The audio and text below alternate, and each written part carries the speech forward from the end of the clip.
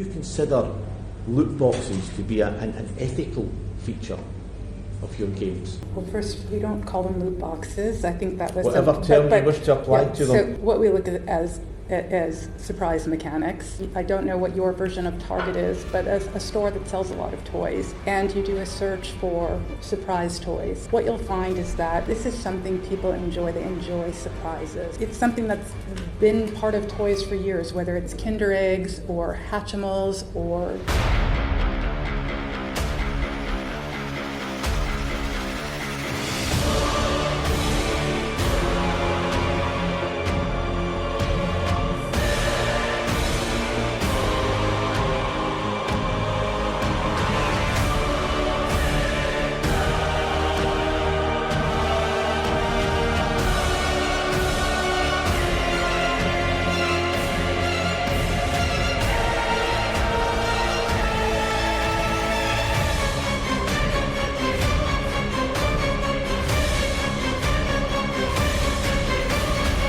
This is something people enjoy. They enjoy surprises.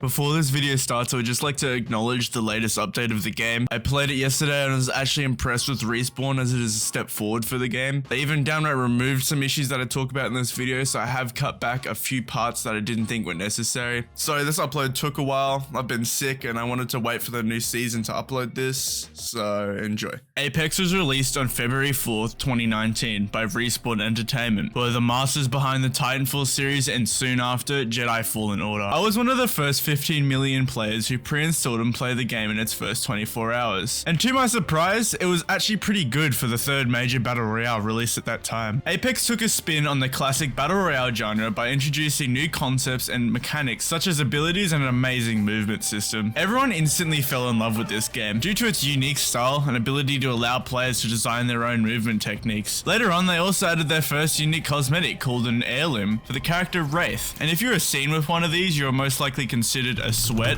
or a saint. Either way, the heirloom was similar to CSGO in the way you could either spend $500 on loot boxes and get it guaranteed, or just be lucky. 1 month later, on the 19th of March, the first season of Apex Legends begun, titled Wild Frontier. The first season took off introducing a new character, which would go to be my favorite, and a battle pass. Not much came after the season for content though, and the game arguably fell off throughout the next 2 seasons to come. I believe this is due to lack of content throughout the seasons, but often players will return as a new one started. Later in the year, on August 13th, in the second season of the game, Apex Legends' first ever mid-season update was released in the form of something called a collection event, which is an event in the game which introduces a variety of new skins, a town takeover, which is an area on the map which will change design into the theme of a legend in the game, and a new game mode, which in this case was a solo game mode, which was very welcomed by the players and later removed for the dumbest explanation possible, but I'll explain that later. Anyhow, I would say this is rather a satisfactory update moving forward in the game's future, introducing new skins, new heirlooms, game modes, and places to visit throughout the lackluster mid-season. Moving forward into the year 2020, COVID is awry and people are now getting back into the Apex Legends scene. The game has since received 5 more seasons with 5 more collection events within them. In this new collection event titled Aftermarket, Apex received one of its greatest updates in the form of cross-platform play, which allows players all over the internet of all platforms their choice to play with each other and enjoy Apex Legends throughout the year of the lockdown. I would actually argue that this update saved Apex, and soon after that they received the love and attention it deserved in the form of an actual consistent positive number of players. Skipping forward to Season 9 in 2021, which I believe is the peak of Apex, it was until this point until I started to realize that this game hasn't done anything special for multiple seasons. They were starting to recycle old game modes and just re-releasing them whenever a collection event was released. Also, around Season 11, town takeovers just weren't getting added at all. The only thing they seemed to be adding to the game was new skins and heirlooms. But they did make a mobile game, and it actually looks like it has more content than the PC and console versions. I think I'm far enough into this video that I should mention a crucial detail about Respawn Entertainment that I haven't mentioned yet. Respawn's parent corporation is Electronic Arts, and if you're unaware of EA, well, I'll let this video explain it for you. Around late 2021 to 2022, Apex started seeing more and more collection events. More skins, more heirlooms, more recolors, more cosmetics. It seemed like the developers were more focused on something that was more important to them than the game itself. From release, I was always skeptical about EA releasing a free-to-play title. I thought they just had learnt their lesson after Battlefront and every piece of shit they've ever produced in the last decade. It seems that Respawn has turned into public moneymaker #1 for EA, and they want more and more. Let me put this into perspective for you. A new Apex season is released within 1 to 2 months, which introduces a battle pass with up to 100 skins and cosmetics for the player to unlock. About halfway through the season, a collection event is added, which introduces 24 new skins which the player can buy to unlock a $500 heirloom for a little bit cheaper. At the state of the game currently, between the launch of the new season and the collection event halfway through this season, there has been 2 more mini collection events which have been added in between the gaps. Respawn is actually so scummy that they realized after releasing Watson's heirloom that they will soon eventually run out of characters to give heirlooms to, as they're releasing collection events every 3 fucking days at this point. So what do?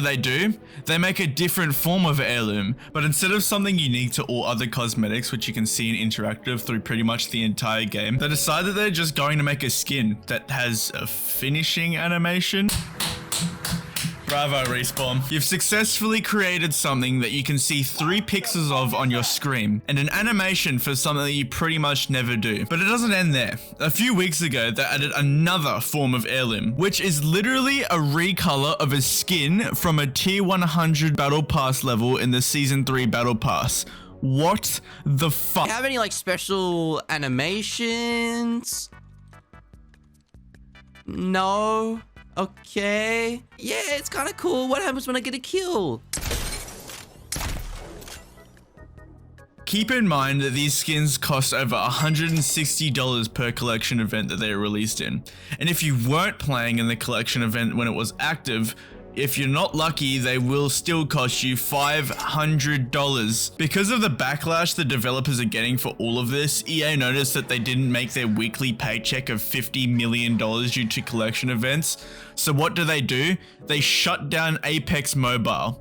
That may not sound so bad to some people, but it gets worse. They also discontinued the creation of a solo installation in the Apex Legends and Titanfall universe, meaning that there was pretty much a Titanfall 3, which Titanfall fans never thought would see the light of day, which immediately got shut down a few days ago. Well, I don't get it. I really just don't understand. I also haven't mentioned the complete and total abandonment of Titanfall 2. Believe it or not, the game actually had an active, amazing fan base, which had its servers immediately destroyed by DDoSes. Respawn has since to this day not done a single thing about this, which has led the Titanfall community to literally make its own unique client game just so players can run it and play it together. Respawn is so reluctant that in August of 2021, Apex Legends got hacked by the Titanfall community, making Apex physically unplayable for around 6 to 12 hours, begging for the developers to do something and help the game, which they responded to with absolutely nothing but a sorry letter for their servers, which weren't running. Respawn may not be one of the ones to blame, but for sure EA is. Believe it or not, Apex used to be one of my most favorite games.